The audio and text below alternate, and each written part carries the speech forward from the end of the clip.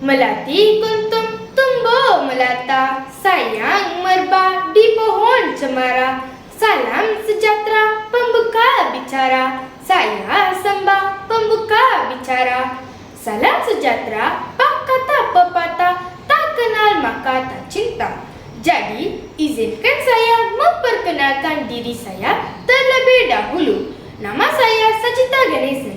Saya murid tahun 5 dari Sekolah Jenis Kebangsaan Tamil Keruh. Saya berasa sangat bersyukur kerana dipilih sebagai wakil sekolah untuk bicara buku tokoh nilam tahun 2023. Dalam sesi video ini, saya akan kongsikan sebuah buku yang telah dibaca dan menarik perhatian saya.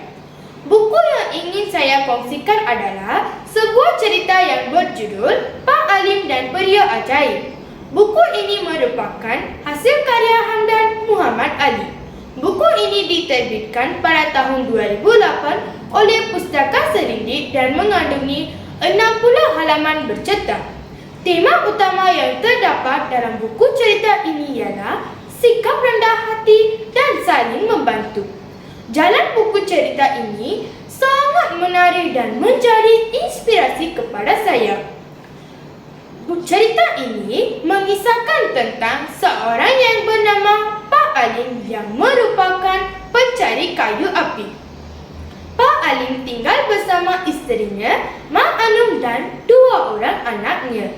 Kehidupan mereka amat susah ibarat kais pagi makan pagi, kais petang makan petang.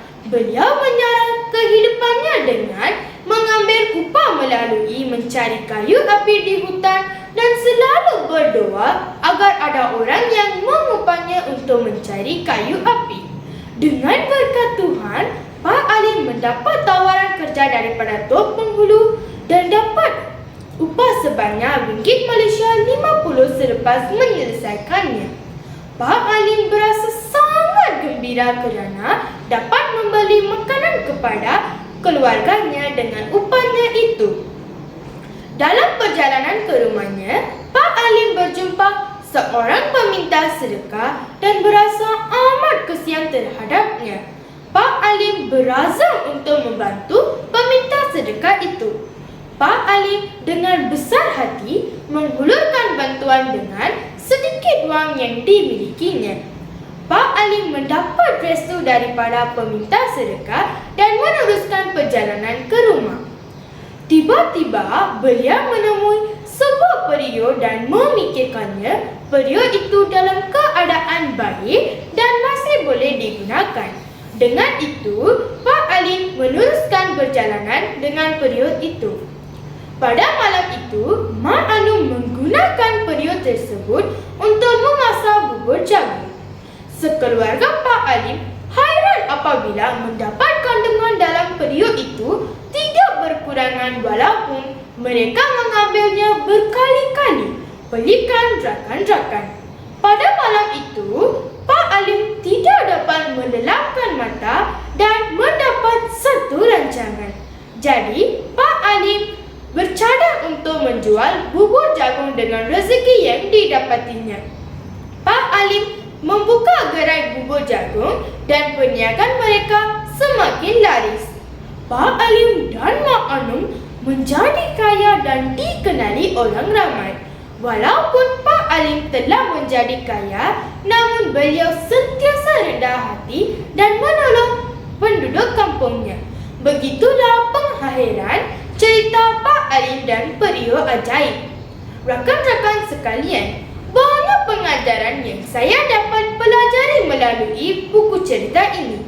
Antaranya ialah kita hendaklah selalu bersyukur kepada rezeki yang didapatinya walaupun sedikit.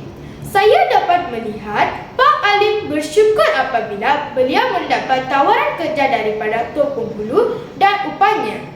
Pak Alim berasa sangat gembira apabila beliau mendapati beliau dapat memberi makanan kepada keluarganya dengan upahnya itu.